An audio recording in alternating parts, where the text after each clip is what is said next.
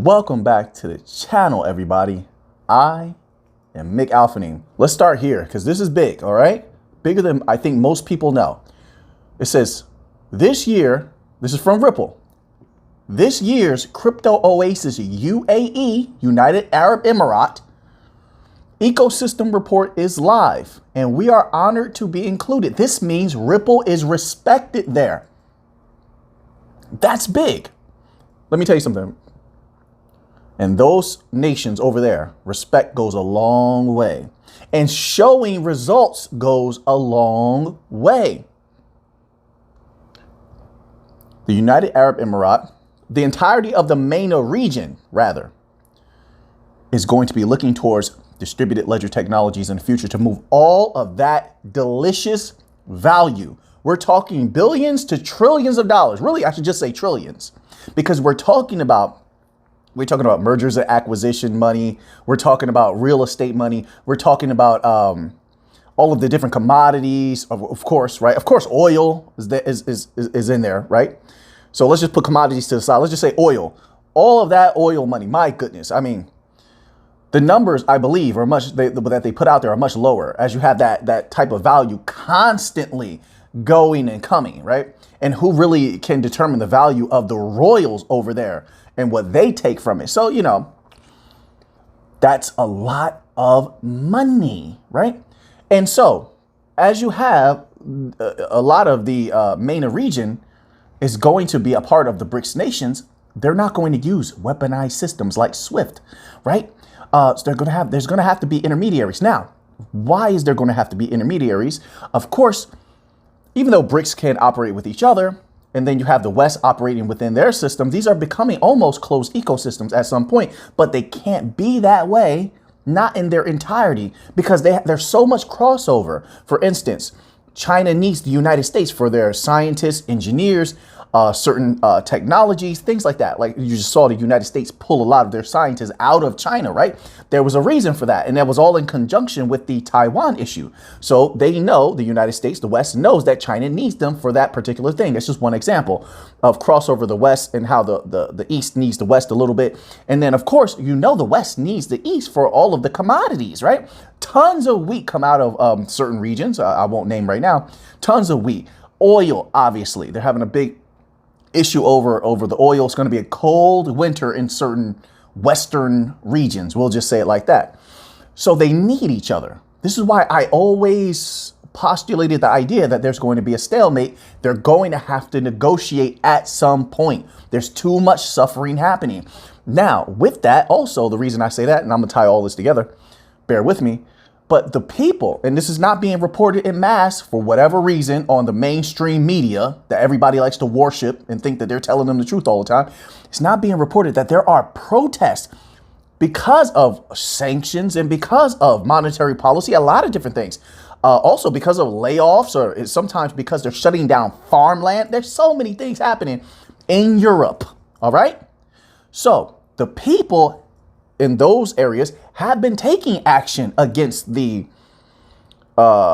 totalitarian rulership of the ones who are putting them in a bad position, the regular people, to suffer so much, right? So there has to be, at some point, if you have that going on, in my humble opinion, there has to be negotiations, because the people are saying, hey, we don't want to go through this anymore. Now, let's tie all this together. This has everything to do with XRP, XLM, Algorand, the new financial system as a whole. So if there are negotiations, right, and the West and the East have to, for their survival, mutual survival, they have to do business with each other. You're going to need an agnostic bridge currency. You're going to need agnostic system, a bridge system that's a neutral system that everybody can use, that everybody can thrive from, that connects the two ostracized, or how can I say that? That connects the two sides, right? We'll just say it like that. And that would be the new financial system. Now, when it comes to the MENA region in particular, and this is why this is so huge, you saw the recent activity of Ripple in the United Arab Emirates, right? They're in there deep. They're respected. Now you see this come out. Who else is there? So you have Ripple there. Then you also have Hedera is also there. You saw them make that tweet. Hedera is in there deep. So if you have that massive amount of value coming out of the MENA region, even taking a modicum of it, what does it do to that price? Now, just to give you an idea, I got to give you some numbers just to give you an idea, and you make up your own mind. Listen, I'm not here to convince anybody of anything. All right. I just share my research, a little bit of my opinion. That's all. You make up your own mind. All right. I want you to free your mind. I'm not here to control your mind. I don't want someone else to control your mind. No, you be in control of yourself. Free your mind. So, hey, I'm just putting stuff on the table. What you do with it is up to you. All right. All right. So now, with that being said, here is some of the GDP in billions of US dollars of MENA region countries. Iran, GDP in billions of US dollars, 1,426 billion. Saudi Arabia, 833 billion. Israel, 481 billion. United Arab Emirates, 409 billion. That's a lot of money. Now, when they're instituting a new financial system, I think that's going to grow exponentially, but that's just my humble opinion. Let's take a look at this here also. So now I want to read this little fact here. This is from OPEC. All right. It says, in fact, an estimated total of $525 billion in oil, gas, and electricity generation are seen over the next 4 or 5 years across the entire MENA region. That is a lot of money. Now, a lot of that, they're going to need traceability for that. They're going to need traceability. There's been a lot of oil theft. I covered an article in a video maybe like a week or two ago where they found siphon siphon tubes, or what do you call that? Like, I can't remember. But they were siphoning off oil, stealing billions of dollars worth of oil. As a matter of fact, they couldn't even calculate it because they didn't know how long the oil was being stolen in certain regions. This is happening around the world. So they're going to need traceability. They're going to want to know how many, let's say, metric tons, or however they measure it. My apologies. However they measure it, they're going to want to know that in weight of what's coming out of the ground. Then they're going to need to corroborate that with how many barrels, how much of that weight in barrels exist where, when it leaves that particular place, when it arrives somewhere else. All of that's going to be scanned on QR codes. Ripple has the technology to do it. You know, they've been pushing QR codes this year. Ripple. All right. So you have that traceability. And not only that, just outright tokenization of everything. You've seen them pushing that as well, which means that there's a possibility XRP could move a large chunk of that value. There's a reason Ripple is getting very, very close with the individuals that are in power in that region. So I think it looks very good, in my humble opinion. $525 billion in oil, gas, and electricity generation. So not only that, let's go here.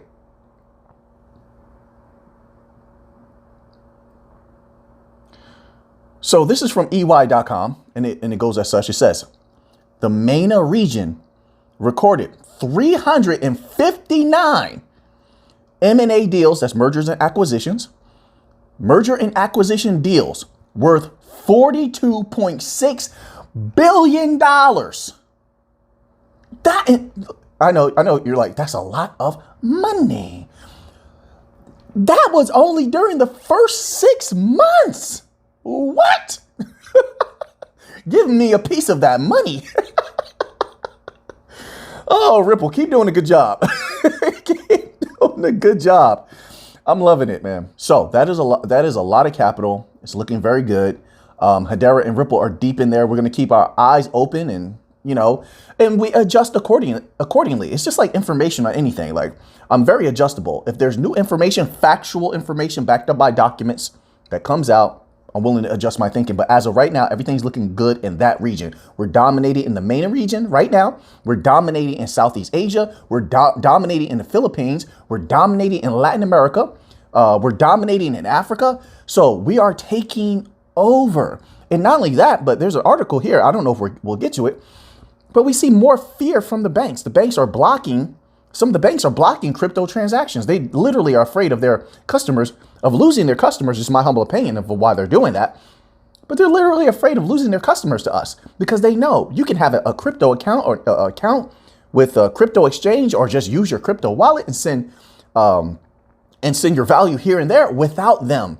They fear that. They haven't been doing well for a long time. They've been getting bailed out. They've been getting taken care of like a little baby. So the banking industry they're not doing well, but they're also not so unwise that they're going to let the competition come in and dominate. But we'll cover that article a little bit later. Let's move on here. All right. So a little bit of Stellar news. So Stellar has this. Well, let me just read a little tidbit here. It says, as part of the community discussion in the 11th round of Stellar Community Fund, all selected candidates take the stage. So what's interesting here, if you go and click on that little tweet that they had and it leads you to this webpage here on stellar.resources.notion.site, it's the names of the companies that are going to be participating. And just going by the names outright, I think we're going to have a lot of good potential candidates here. But let's just read some of them, right? So Audify, Oroki, Brave Pay, so more payments, right? That's what I'm looking for. I'm looking for payments. Brave Pay, Stellar Tip Bot, so tips, right? Scam flagging system, Go Market, PayStream, more payments. We want as much congestion on the Stellar chain as possible. So I like seeing this.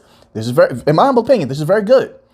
Let's go a little further. Remit TV. All right. That's going to be interesting. I want to look into that and see what they're all about.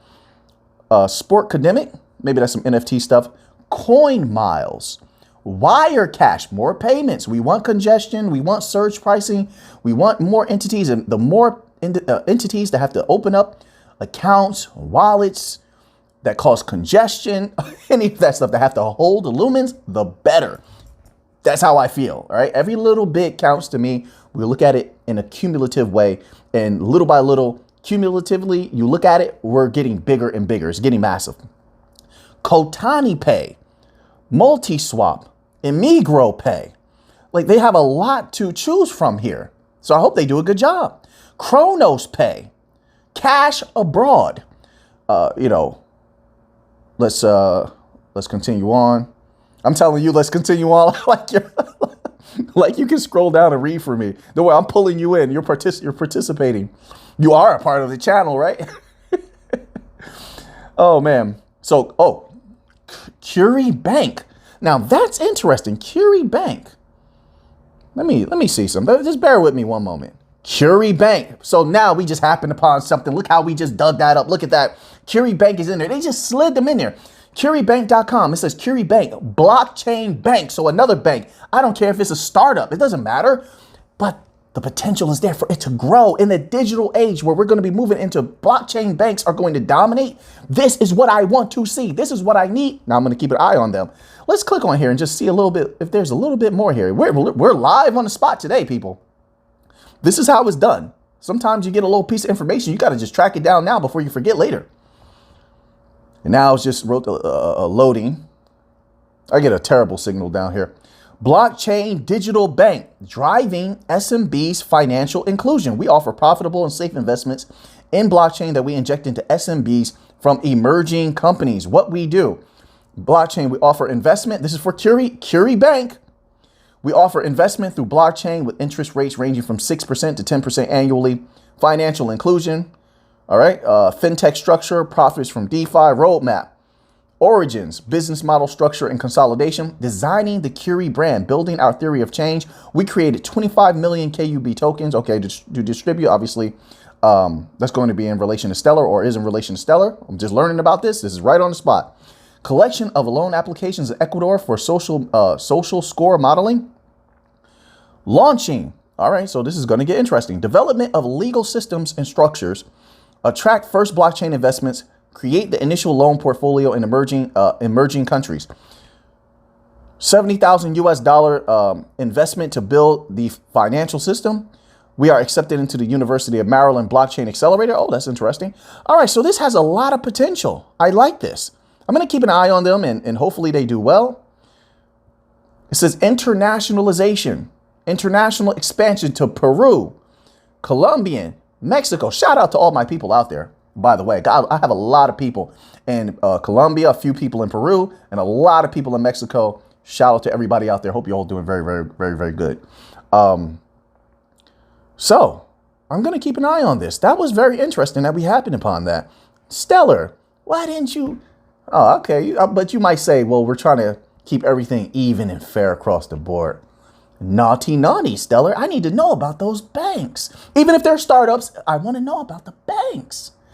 All right, so we have that. All right, so let's go here. So having a little fun, everybody. So now we have Algorand, a little bit of Algorand news. So Algorand posted this here where it said, welcome to Dapp Play Store. So they have this here. It says, Dapp Play Store partners with Algorand, the world's most powerful and sustainable blockchain network. I love when Algorand says things like that. The world is changing rapidly with many creative and talented individuals coming up with innovations. One of the greatest innovations of all time is the development of blockchain technology. Okay, we know all of that. Let's get here. Dapp Store and Algorand. The partnership, notably, the Algorand blockchain is uniquely functional, especially with its effect on the environment. Dapp Play Store will integrate all the decentralized applications from Algorand's ecosystem into its infrastructure. By doing so, Algorand's dApps can gain more visibility and traction on Dapp Play Store. This synergistic interaction will spark new energies, giving users the opportunity to access various dApps from the Algorand ecosystem. This way, Dapp Play Store can assist in the spreading of the gospel about the Web3 space. Web3 is about to bring in a wave of capital, a wave of money. It's just an extension of the new financial system. That's all it is, really.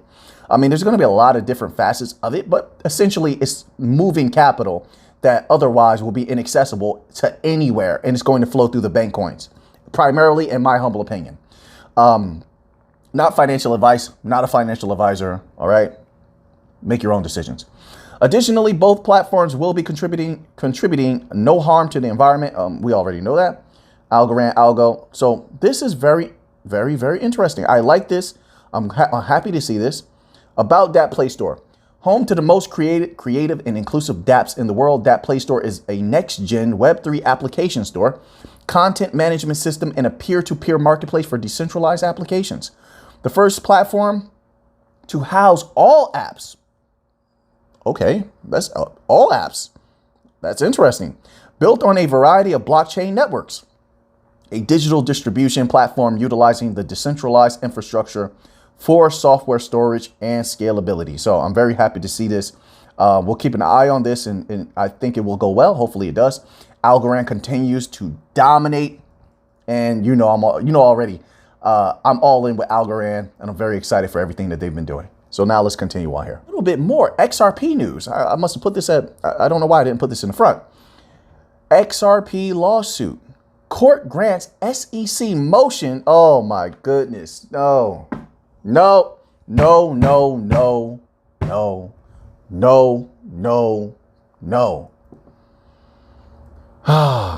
Court grants SEC motion to extend time to file reply briefs. Why? Oh, you just had the senators the other day saying that the SEC was committing malpractice. Let's get this over with, and there needs to be an investigation of these people. So let's read this little tidbit here.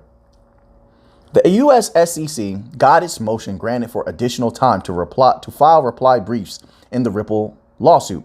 The United States District Judge granted the SEC's motion to extend time for all parties to file reply briefs. U.S. Securities and Exchange Commission had earlier requested the court to modify orders for filing replies to parties' motions for summary judgment. The SEC also saw extension of time for filing motions to seal the summary judgment materials. Also in that same article, I don't know if I covered that in the last video or not. I believe that I did. There's a mass exodus of people leaving the SEC because they don't like what's going on. That's food for thought. There's something to be concerned about there. Right? Somebody needs to do something. And it looks like there is activity starting to heat up, put pressure on those individuals. It says earlier, Attorney James Deaton informed the SEC filed a motion to extend the time to file all parties' reply briefs Mr. Deaton's been doing a great job, by the way. Recently, VeryDAO filed a request. We know about that. We covered that yesterday. So there you have it. So it says here, new deadlines to file reply briefs and amicus briefs. The SEC requested that the date for parties to file their sealed replies to be extended to November the 30th. Also, it asked for the deadline for filing additional amicus motions to be set for November the 11th. So there you have it. So you have more dates. Add them to your calendars so we can stay up to date, stay abreast and privy of the situation. My goodness, man. I can't wait for this to be over. These individuals, man, they are some very dirty, grimy individuals. Just dirty and grimy. Anyway, so let's continue on to another another article here, man. Let's see. I keep saying things and they continue to corroborate what I've been saying. I'm just using logic, cause and effect. That's it. Boston Fed Collins, next phase interest rate hikes need shift the focus. Is that right? Because wait, we're gonna read this in a second, but everybody was saying, when I was saying they need to raise it and they're going to, they don't have a choice. They said they want to bring down inflation. They're gonna have to raise it to 100 basis points or more, right? I've been saying that for a long time. Well, so many other entities were saying, no, it's going to be dovish. They got to take the pedal off the metal. And maybe they might do that. They might ease up. That would be devastating to do such a thing, in my humble opinion, because inflation is just going to take off. But let's read what they have to say here. Let's just see. It says next phase of Fed interest rate hikes. Boston Fed president. So you have to take this seriously. Boston Fed President Susan Collins said there is still more work in terms of tightening to do to curtail inflation. Tightening more. That means they have to raise interest rates more. That means they're going to crush the economy. Have you seen the wave of layoffs lately? All these people losing their jobs. They're not saying anything on the so-called worshipped and praised legacy media. People losing their jobs everywhere. This is deceleration, folks. It's like that boiled frog thing. They put the frog in the water and they just heat it up slowly. Now, if the water is hot enough, when you put the frog in, it will leap out. But if you put the frog in the water and it's nice and cool and you just heat it slowly, it will boil alive. That's what they're allowing the people to do. They're not giving the people a fair chance to prepare for an economy that could be absolutely devastated and crushed. They're not giving them a chance.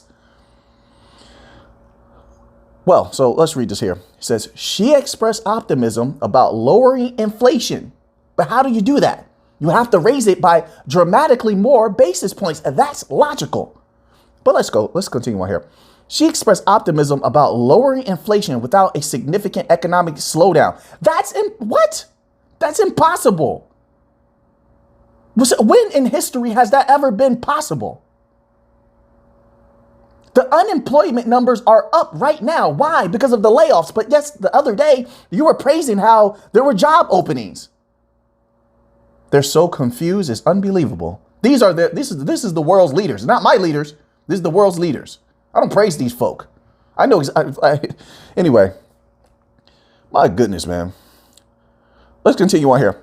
This comes at the backdrop of Fed Chair Jerome Powell's hints at slowing rate hikes. Right, because that's going to be possible. While you're saying the whole time you want to bring inflation down, but we know there's elections. You got to be careful. There's elections. You don't want the people to blame you and who's in charge, right?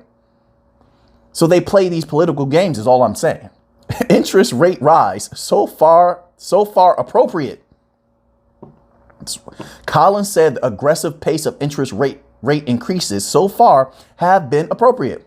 I think so, and it's been actually hasn't been that aggressive actually, considering where inflation is right now. And there's so much going on. There's shortages everywhere, and there's also manufactured perceptions of shortages. Also, we'll talk about that another time. So let's continue on here. Powell said that it will become appropriate to slow pace of rate hikes at some point down the line. Who can't say that? Who wouldn't be able to call that? And that's Powell says anything. He's confused. He's confused on everything. One day he's got to be aggressive and he's hawkish. The next day he's dovish. Most confused individual I've ever seen. It says it remains to be seen if the slowdown could be seen within the next 2 meetings. If they do that, it's going to be devastating. That is going to be insane. They can't. The Boston Federal Reserve Bank president, let's go back to her because she seems more logical, said she expects inflation lowering to require additional increases in the federal funds rate. Thank you. Somebody's operating with logic here. Somebody is thinking here. We're just going to leave it at that. The Fed outright just frustrates me. That's all I'm going to say about that. Let's move on. Let's move on here. So we have an article here and it's titled, "Why Are Institutions Accumulating Crypto in 2022?" That is very easy to answer. They want billions of dollars, trillions of dollars. They know that crypto as a whole is going to explode in the future, giving certain catalysts, and they want a whole lot of that money. Meanwhile, the entirety of the time, they're flooding the media, the legacy media, with nothing but FUD, trying to get rid of everybody. They're getting, and let me tell you, it's working. There's been so many people. They've let me know they're gone, they're done. And this is in the last like few weeks and months. They quit crypto. They're gone, they're done. All right. They're flooding people out. Meanwhile, they're buying. This is what the article says. Why are institutions accumulating crypto? That's why. They want all the money for themselves. They know what's coming. They did the research, or they have people do it for them. Institutions' investment in crypto has increased in 2022 despite the bear market, because that's when the money is made. Regular people don't believe that. Not all of them. A lot of them don't. They're so afraid of the bear market and not understanding that's when the prices are low. That's when the money is made. Accumulate a lot. Not financial advice. I'm just saying this is how it is. That's what the institutions are doing. So while they're causing people to flee, they're buying everything in sight for the low prices. They're not dumb. That's why this is happening. So that's an easy thing to answer here. Let's continue on to another article here. This headline reads, is from beingcrypto.com. This headline reads, "Rise in Unemployment." Then we just cover an article in the same legacy media was saying the other day of how, oh man, there's so many jobs open, and the Fed, because of that, the Fed, they're going to feel like they can put the pedal to the metal because there's so many job openings, but there's a rise in unemployment. Didn't I say that a lot of those jobs are absolute trash, that there's manipulation going on with the numbers? So like, just because a warehouse, look, you have hundreds of executives getting laid off, high paid employees getting laid off also. And so a warehouse might put who doesn't really have to put openings, because they're working the current workers to death already. Like they're working them to the max. So now a warehouse might put 10 jobs out, a few of the warehouses together, 100, 200 jobs out. They want to bring in extra people, which they could have done anytime they wanted to, right? And so then the analysts will take those numbers and put all those numbers together, even though they're trash jobs that are not equivalent. I said this in the video yesterday, that are not equivalent to the jobs that people just lost, which were high paying, respectable jobs. That those people are not going to want to work in these so-called jobs that are open. There's no equivalent, but they'll still use the numbers to say, look, everything's going good. No, it's not. No, it's not. It's my humble opinion. You could disagree, and I completely respect that. Rise in unemployment could see Federal Reserve soften stance. The other day, they were saying they're going to put the pedal to the metal. They're confused. What is going on, bro? This is who the people follow. The so-called leaders. They're not my leaders. I lead myself. I encourage everybody out there to think for themselves, lead yourselves, do your own research, custody your own capital. I'll tell you now, these folk will lead you, these individuals will lead you astray. You have to be careful. Protect. I told you, life is like a fight. Protect yourself at all times. Keep your chin down. Keep your chin down and your guard up. My father made sure he instilled that in us. Me, my brother, everybody. Whole family. Keep your chin down, your guard up. I live life like that. Anyway, let's continue on here. Maybe I said enough about this already. Let's see what the last article is here. Oh, and then we're back at Curie Bank.